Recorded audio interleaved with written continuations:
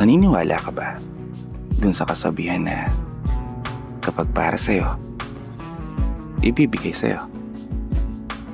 At kapag hindi naman para sa'yo, sadyang ilalayo.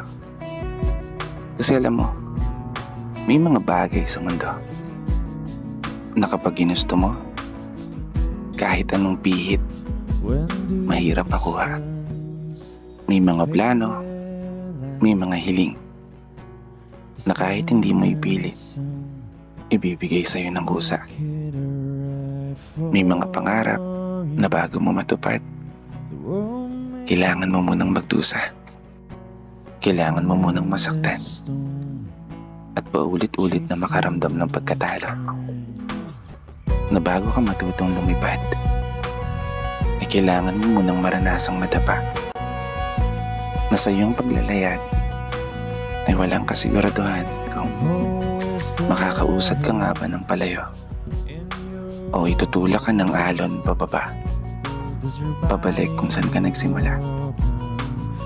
Kasi alam mo, kahit ipilit mo ang gusto, kung sadyang hindi para sa'yo, kahit ano pang gawin mo, malabong magkatotoo. Kaya huwag kang matatakot na matalo.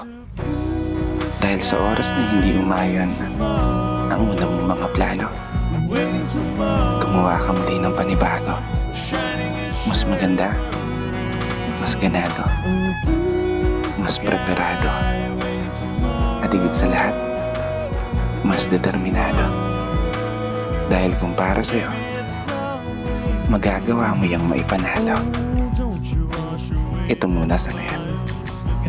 Subok lang na subok. Aayon din sa'yo ang takbo ng panahon. Basta lagi mo tandaan, tiwala lang palagi.